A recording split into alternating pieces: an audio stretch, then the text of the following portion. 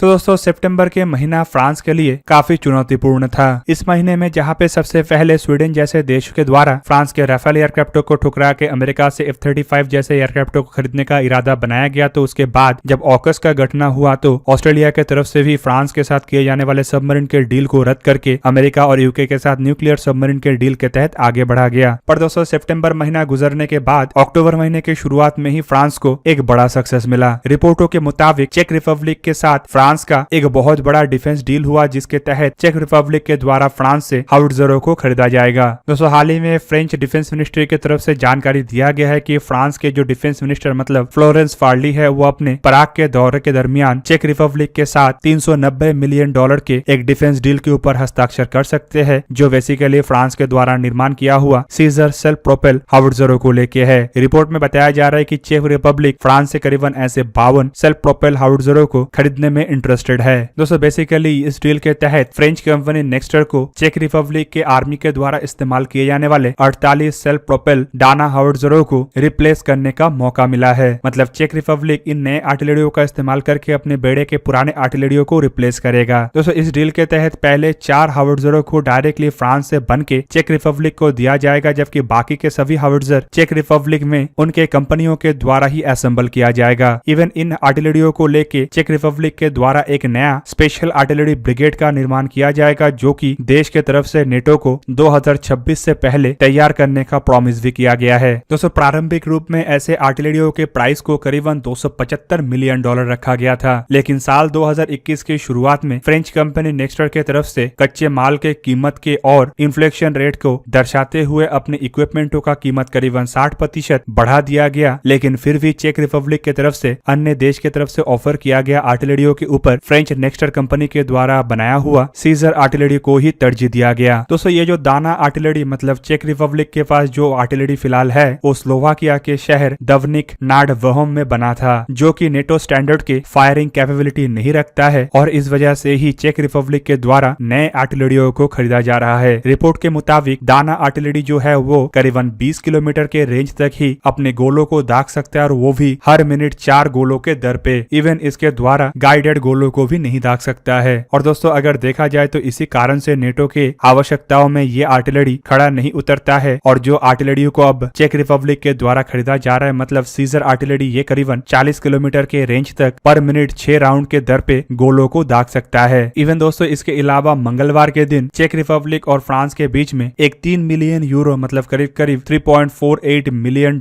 का एक समझौते के ऊपर हस्ताक्षर हुआ है, जिसके तहत फ्रांस के द्वारा 3 फ्रिगेट्स को अन्य तरफ मतलब चेक रिपब्लिक के तरफ भेजा जाएगा, जो एक तरीके से ऑस्ट्रेलिया के साथ होने वाले डील के रद्द होने के बाद फ्रांस के लिए आंशिक रूप में आर्थिक सहारे के जैसा भी है। जबकि दोस्तों चेक रिपब्लिक के तरफ से खाली फ्रांस के साथ ही डील नहीं किया गया, बल्कि रिपोर्टों में यह भी बताया जा रहा है कि चेक रिपब्लिक ने हाल ही में ही इजराइल के साथ करीबन $630 मिलियन के एक समझौते के ऊपर हस्ताक्षर किया है, जिसके तहत इजराइल द्वारा चेक रिपब्लिक को स्पाइडर सरफेस टू एयर मिसाइलों को दिया जाएगा, जो देश के द्वारा सोवियत जमाने के पुराने सरफेस टू एयर मिसाइलों को रिप्लेस करने में मदद करेगा। कुल मिला के चेक रिपब्लिक अपने बेड़े को मजबूत कर रहा है, और इस मजबूती के दरमियान फ्रांस को जिस तरीके के डील दिया गया है, ये आंशिक रूप में फ्रांस के लिए पिछले महीने के झटके के बाद इस महीने के शुरुआती समय में एक बहुत बड़ा सक्सेस के रूप में देखा जा रहा है। तो दोस्तों ये था आज का वीडियो। अगर आपको वीडियो अच्छा लगा तो उसे लाइक कीजिए और मेरे चैनल को सब्सक्राइब कीजिए, और साथ में बना हुआ बेल आइकन को भी प्रेस कर दीजिए ताकि आप मेरा वीडियो देख पाए सबसे पहले। जय हिंद।